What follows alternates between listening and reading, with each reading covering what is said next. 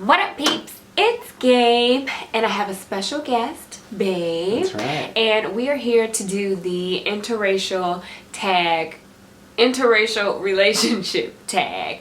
We were tagged by Emerald and John, aka the Rices, Edie Hill 1988. Hey y'all. What up? So thanks for tagging us, and I decided to do this video on the Gabe Fix because we kind of have answered most of these questions on our FAQ interracial relationship or our story video on Gabe Babe TV. So I figured I would put this content on my other channel just in case there are people that have not seen those videos, if maybe you're new or if you don't watch Gabe Babe TV and you just watch the Gabe Fix. So I would have the information in both places. So let's get right into it. What is your race/ethnicity?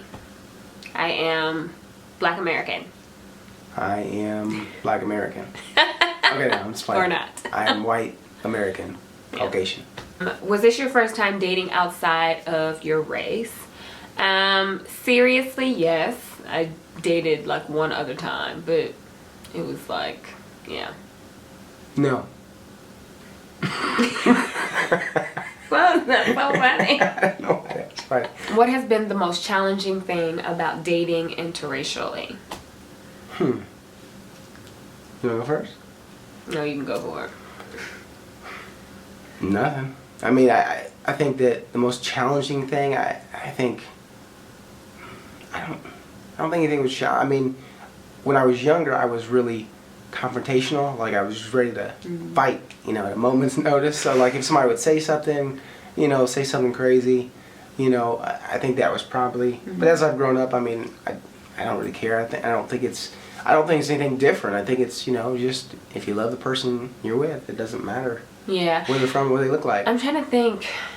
I mean, nothing is really challenging in our relationship. Like, I don't, I would say the biggest challenge that I faced was coming to grips with it in the beginning. Like, you know, because it was so taboo for me. And that was probably the biggest challenge that I faced, not caring about how other people saw us or what other people thought about me marrying a white man, you know, because I mean, I never thought that was going to happen. You guys know that. So yeah, that was probably the biggest challenge that I've faced in our relationship. Yeah, I mean. Do you get dirty looks or stares in public? I'm sure we do. Do I notice them?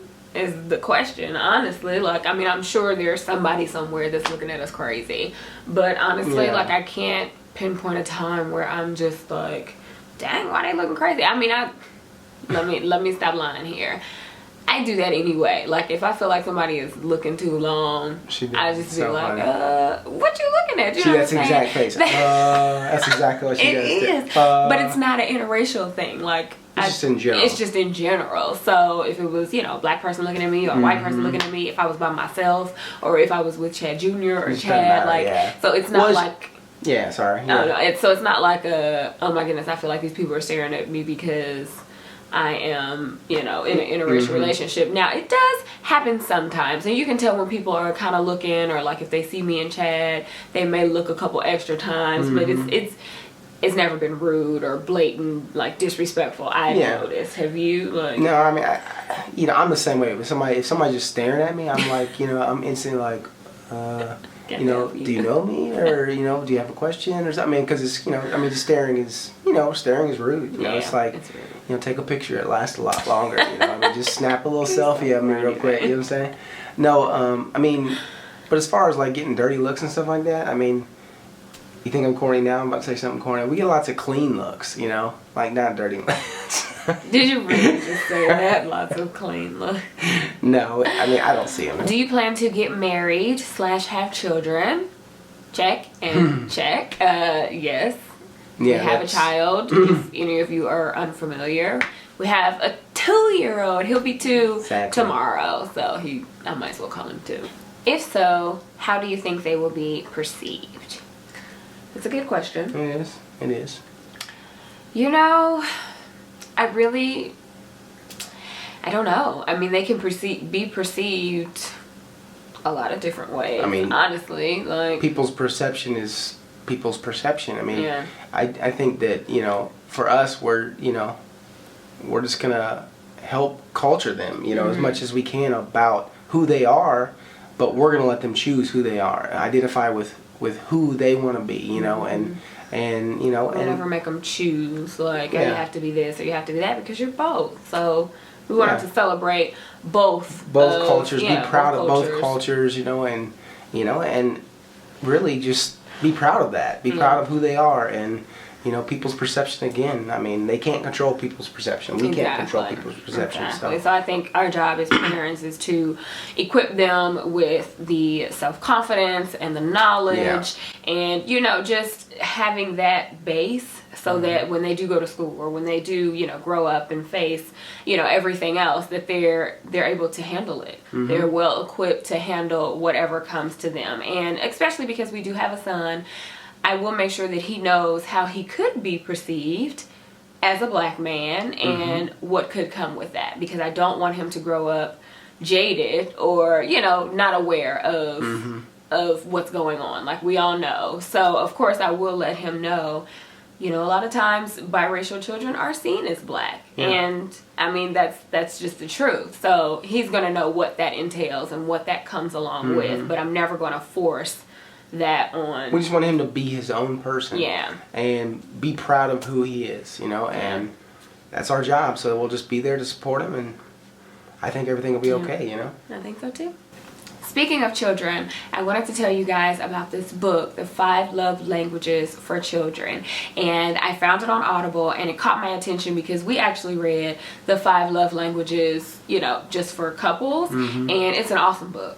It's awesome because it just kind of opens up your understanding to how people want to be loved, or how they need to be loved, or how you need to show that, or how you're getting it wrong, because sometimes you don't know why you're getting it wrong. And this book really helps that. It really does help that. So we read it, so then I was just kind of looking through, and there are like so many different love language books. Like there's one for singles, there's one for children, there's one for teens. So I was looking at the one for children. I'm not sure that it will apply to us yet because Chad is so young, but I did get it so that when the time comes, you know, we can read that and we can, you know, make sure that we're showing him love the way that we need to be, and you know, all of that good stuff. So if you have never read the book, I highly recommend it for everybody, because you need to know what your 5 love languages are. If you have children, check out the 5 love languages for Children. They're by Gary Chapman, and you can find them on Audible. If you have not taken advantage of the free trial and the free book, please do so. All you have to do is go to audible.com/fix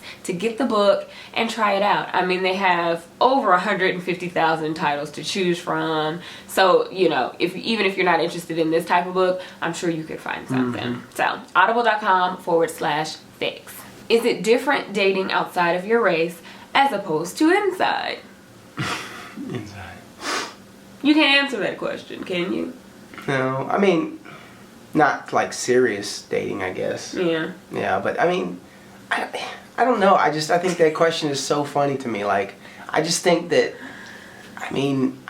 you click with who you click with. Yeah. You know what I mean? And like, you're gonna have, I feel like cultures are, you know, pretty, you know, especially in our generation, I think cultures are really mixed well. Yeah. You know, we grew up, most of us, now I'm not saying all of us, but for our instance, you know, we grew up in a school so big that, you know, we didn't even know each other. Yeah. But there were so many different cultures and ethnicities and people there.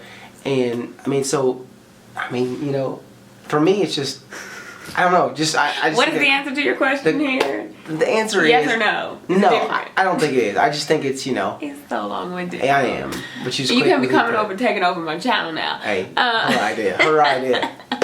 I don't think that it's any different. I mean, I think that it's as different as it is dating different people. Like, you have to learn the person that you're dating. Yeah. You know, everybody has different quirks or different values, different opinions. Like, you know, whether they're the same race or whether they're not, it's always going to be something different. So, I mean, in that sense, yeah, there's difference because everybody is different. But I don't think it's like a huge... I mean, at least for us, I mean, we're both American, both born and raised in the States. It's not like it's a huge cultural difference for us. Do you interact with other interracial couples? I mean, not in real life. Yeah, really. in real life. It's so funny. I mean, I say real life because we do have interracial friends, like, you know, our YouTube friends that, I mean, unfortunately we're not in the same place. So it's here, like we don't have interracial couples that we hang out with. Or we did have one, but they're no longer a couple. So Elle and Cliff, but they're no longer together. So that was our one interracial couple that was here. And but we would love to. I mean, it's nothing against them, obviously, but we just haven't found any. What made you fall in love with this person? You go first. You want to go first? I'll go first. Oh, okay. I mean, there's a whole lot, but to sum it up, I would have to say that he was just everything that I wanted and more. Like everything that I thought I wanted, everything that I never really knew that I wanted, if that makes sense. He was like my, my Prince Charming. He came and just like swept me off of my feet. So he's like the best man ever in life. And how could you not fall in love with him? Well, you don't get an opportunity to fall in love with him, but I'm glad that I did. Exactly, you don't get the opportunity. No, for me, like Gabrielle was just, just a breath of fresh air, and, I just, everything about her, she was, intelligent. She really carried herself like, she was strong, like she carried that. You could see that strength, at times where she was like almost stubborn, but I loved it because, as a man, for me, I don't need to be in charge all the time. I don't need to be this dominating man that, had my way or the highway. I'm not that type. And, I'm just not that type. Yeah. So I wanted somebody that was, that, would kind of challenge me sometimes, make me think things through and not, be so reactive and, and so for me, she just is, I'm long-winded here, you guys know that. Short, but she's just perfect, and she's made me be, a better person. It makes me want to continue to be a better person. Thank you, love. Every single day. Very sweet. Oh, and he has a great sense of humor. Like that. You gotta have a man that can make you laugh. I'm corny. But it's so funny. Like, see how I laughed at that? That wasn't even funny. She just loves me. That's what it is. Alright guys, so hopefully you have enjoyed this video. And, if you want to do this, if you're in an interracial relationship or you know somebody that you think should do it, put their name in the comments or go tell them about the video so they can do it themselves. And if you have any questions, comments, or concerns, you know what to do. Leave them down below. And as always, thanks so much for watching, and I'll see you in the next video. Bye.